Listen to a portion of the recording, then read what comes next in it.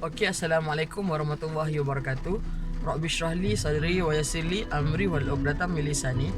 Okey, seperti yang saya pernah janjikan sebelum ni kan, siapa yang ada ikut saya punya video sebelum ni atas Grab Driver dalam tajuk analogi solat, seperti mana yang saya janjikan dengan korang, hari ni saya akan ceritakan apa antara step-step yang boleh kita ambil untuk kita lebih memberikan penghayatan kepada solat yang kita dirikan. Okey, bersama-sama dengan saya sekarang ni adalah buku Ibadah Sepenuh Hati. Bagi saya dia adalah buku yang wajib milik lah kepada semua orang Islam.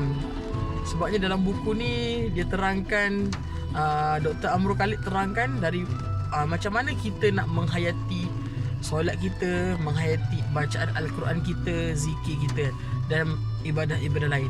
Sebab apa yang berlaku kepada kita pada hari ini, kita banyak melakukan amal ibadah, tetapi amal ibadah itu menjadi kering.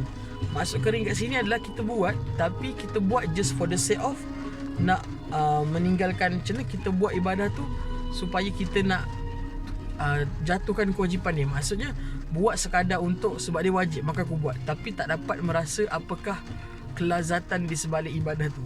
Sebab kalau seperti mana kalau yang siapa follow saya punya video sebelum-sebelum ni lah, dalam surah 51 ayat 56, wa ma khalaqtul jin wal ins illa liya'budun, dan kami tidak menciptakan manusia dan jin melainkan untuk beribadah kepada kami. So Allah menciptakan kita, tidak Allah ciptakan kita melainkan untuk beribadah kepadanya. Kalau kita tengok dekat sini, ibadah ni maksudnya adalah menghambakan diri kepada Allah. Maksudnya bagaimana kita sebagai seorang manusia yang lemah, yang tidak ada apa kekuatan, didatangkan dan diciptakan oleh Allah yang Maha Kuasa kan. Kalau kita tengok waktu kita kecil dulu, kita tak boleh berjalan kan. Daripada baby yang kecil sangat lemah, mak kena susukan, ayah kena mandikan. Lepas tu sedikit demi sedikit kita mula-mula tak boleh nak angkat punggung langsung kan. Lepas tu dah boleh angkat punggung, boleh merangkak. Kemudian daripada merangkak kita belajar untuk berjalan. Daripada berjalan kita belajar untuk bercakap. Kemudian kita pergi ke sekolah. So nak katanya kehidupan kita daripada kecil sampai besar penuh dengan susah payah kan. Nak kata kita ni sangat lemah. Dalam kelamaan bila kita makin besar, kita dah mula ada kehebatan. Kita boleh membaca buku, dan makin usia kita tua, kita sudah mula bekerja dan kita boleh berdiri sendiri. Tapi hakikatnya pada asal kehidupan kita, kita semua hanyalah makhluk yang sangat lemah, diberikan kudrat dan kekuatan oleh Sang Pencipta kita kan. So sayanglah kita bila mana kita hidup dekat atas muka bumi ni, kita dihidupkan untuk menghambakan diri kepada Allah Subhanahu Wa Taala. Dan di antara cara-cara menghambakan diri kepada Allah ni adalah Allah telah memerintahkan kita untuk ibadah solat. Tetapi jika solat itu kita dirikan tanpa mempunyai perasaan dalam mendirikannya, alangkah ruginya kan. Sedangkan dalam solat tu adanya gerak-geri gerak-geri manifestasi kehambaan kita kepada Allah yang telah menciptakan kita dan memberikan kekuatan. Daripada kita ni kecil tak ada apa-apa, sampailah besar kita boleh berdiri sendirian. Okey, hari ni saya nak ceritakan korang daripada buku ni dalam tajuk Al-Fatihah. Ini subtopik solat lah kan. Bila mana kita membaca, bila mana kita solat, surah yang kita sering ulang-ulangkan adalah surah Al-Fatihah. Surah Al-Fatihah ni pertama sekali adalah rugi kita baca kalau kita tak faham maksud dia. So semua orang ada kerja sekolah. Siapa yang dengar video saya ni, balik rumah, pergi buka Al-Quran ataupun pergi cari dekat dalam Google apakah maksud surah Al-Fatihah. Percayalah, lepas korang cuba menghafal maksud Al-Fatihah, solat korang dah tak sama dah macam dulu. Nanti lepas korang solat, korang akan rasa seolah-olah lepas habis solat tu korang akan mendapat tenaga yang baru. Kerana di dalam surah Al-Fatihah itu adanya doa-doa dan pengharapan seorang hamba kepada Tuhan yang Maha Kuasa. Kan kalau kita hidup, kalau korang perasan kan, satu hari kan kita solat 5 waktu. Dan kalau korang perasan, solat ni Allah susunkan pada kehidupan kita. Mula-mula pertama pada permulaan kehidupan kita, ketika subuh kita nak mulakan hari kita, ada solat. Lepas tu bila kita dah penat bekerja waktu zuhur, ada juga solat zuhur. Lepas tu bila petang tu kita dah penat kerana kerja kita, ada juga solat. Dan maghrib, bila mana kita tengah berehat-rehat, Allah datangkan solat maghrib kepada kita. Dan sebelum kita menutup mata, adanya solat isyak. So nak katanya solat ini berdiri di antara kehidupan-kehidupan kita yang sangat penat tu kan. So nak katanya Al-Fatihah ni seronok sangat. Dia adalah satu kelazatan ataupun satu pedoman yang bila mana kita faham maksud dia, dia akan memberikan tenaga ekstra kepada kita. So kita akan mula dengan memahami surah Al-Fatihah. Kawan-kawan tahu tak, bila mana kita solat, dalam satu hadis qudsi ni dikatakan bila mana kita membaca surah Al-Fatihah, sebenarnya kita sedang berkomunikasi dengan Allah. Dan pada setiap ayat-ayat surah Al-Fatihah tu, Allah membalas setiap ayat-ayat tu bila mana kita berbicara dengan dia. Cumanya kita tak dengar suara Allah kan, kita tak dengar kata-kata Allah. Tetapi dalam hadis qudsi ni dirakamkan untuk kita lebih menghayati surah Al-Fatihah. Saya bacakan selesai membaca surah doa iftitah, bacalah surah Al-Fatihah. Allah Subhanahu wa taala berfirman dalam sebuah hadis qudsi, aku membahagikan solat menjadi dua bahagian, untuk aku dengan hamba-Ku. Ketiga hamba-Ku mengucapkan Alhamdulillahirabbil alamin, yang bermaksud segala puji bagi Allah Tuhan seluruh alam. Maka Allah pun berfirman, hamba-Ku telah memuji-Ku. Lalu ketiga hamba-Ku mengucapkan Ar-Rahmanir Rahim, yang maha pemurah lagi maha penyayang. Allah pun berfirman, hamba-Ku telah mengagungkan-Ku. Dan tatkala hamba-Ku mengucap Maliki Yaumiddin, yang bermaksud Raja Hari Pembalasan, Allah berfirman, hamba-Ku telah memuji-Ku. Ketiga, hamba-Ku mengucapkan Iyyaka na'budu wa iyyaka nasta'in, yang bermaksud hanya kepadamu lah kami menyembah dan hanya kepadamu lah kami minta pertolongan. Allah menjawab, inilah perjanjian di antara aku dan hamba-Ku. Ketiga si hamba mengatakan Ihdinas siratal mustaqim, siratal ladzina an'amta alaihim ghairil maghdubi alaihim waladdallin. Amin. Belum amin lagi.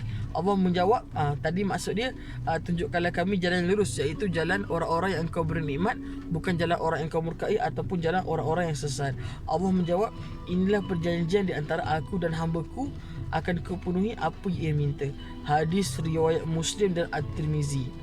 Okey, kalau kita tengok kan, sebenarnya surah Al-Fatihah ni ia bermaksud dia bila mana kita solat, kadang-kadang bila kita solat kerana kita mengejar waktu, kerana kita begitu sibuk, kita lupa bila mana kita solat ni kita sedang menghadap pencipta kita. Pencipta kita ni sentiasa melihat kita daripada arah yang kita tak tahu kat mana. Dan yang pasti Allah ni maha melihat. Dan macam mana Allah melihat hamba dia, bukannya Allah, memang Allah melihat semua hamba dia, tetapi walaupun hamba Allah ni banyak sangat, ibarat buih lautan kan, tapi setiap daripada kita ni Allah berikan satu tumpuan yang special. Saya sukalah bagi analogi ni kan. Kalau kita tengok dekat ada exam, bila kita duduk kat dalam kelas dan ada exam, kan ada seorang cikgu kat depan kan. Cikgu tu akan tengok semua murid. Satu lagi kelas, ada seorang cikgu dan ada seorang murid. Korang akan rasa which one yang lebih dilihat? Mestilah yang kelas kedua, sebab cikgu tu tengok korang seorang. Sedangkan kelas pertama tadi, cikgu tu tengok korang juga, tapi dia tengok dekat ramai orang. Tapi sebenarnya Allah ni, dia melihat ibarat kelas yang kedua tu. Maksudnya melihat setiap murid dia dengan pandangan yang, setiap hamba dia dengan pandangan yang special. Dan dia melihat semua hamba dia. Maksudnya bukanlah maksud Allah tengok semua hamba dia tapi Allah tak tengok kau special. Tak. Setiap daripada hamba Allah, Allah berikan pandangan dan kasih sayang dengan pandangan yang sespesifiknya. So nak katanya adalah, bila mana kita solat, bila mana kita mengatakan takbir, sebenarnya sedang berlaku komunikasi yang best di antara kita. Dan bila mana kita baca, Allah reply kan. Kalau kita tengok hadis qudsi tadi, bila kita kata Alhamdulillahirabbil alamin, Allah kata hamba-Ku sedang memuji-Ku, hamba-Ku sedang memuja-Ku, hamba-Ku sedang meninggikan aku. So dia macam satu perasaan yang Allah ni menanti-nantikan kita setiap kali waktu solat. Sebab itulah bila mana kita ada banyak sangat masalah. Saya bagi contoh apa masalah yang kita ada sekarang? Mungkin masalah kita ada sekarang, okey, kita ada masalah yang sangat besar. Assignment kita tak siap. Assignment kita ni penting. Macam mana lah assignment tak siap ni kan? Mestilah assignment tu merunsingkan kita. Kemudian kita baru jumpa dengan lecturer kita kan. Lecturer kita kata dah nak final year project ni kan. Ataupun kita tengah buat PhD, tengah buat master, tengah serabut kan. Tak siap-siap lagi kan. Kita bukan tak usaha, kita usaha. Lepas tu lecturer kita marah ke, ataupun kita rasa tak satisfied dengan kita punya performance. Lepas tu masuklah waktu zuhur. Dan bila kita zuhur tu, bayangkan ketika mana kita mengangkat takbir tu, kita kata segala puji bagimu ya Allah. Lepas tu Allah kata, oh hamba-Ku memuji-Ku, Ar-Rahmanir Rahim, Engkau lah Tuhan yang maha pemurah lagi maha penyayang. Engkau lah Raja seluruh alam, Raja Hari Pembalasan. Hanya kepadamu lah kami menyembah ya Allah.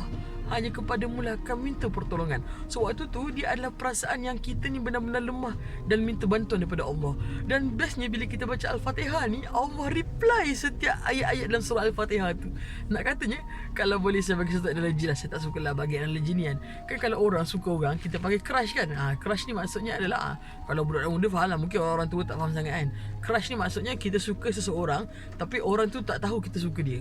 Kita pun simpan lah perasaan bertahun-tahun kan. Tiba-tiba dia kahwin, jadilah pepatah Melayu, bertepuk sebelah tangan. Maksudnya kita suka dekat orang tu tapi orang tu tak suka kita kan.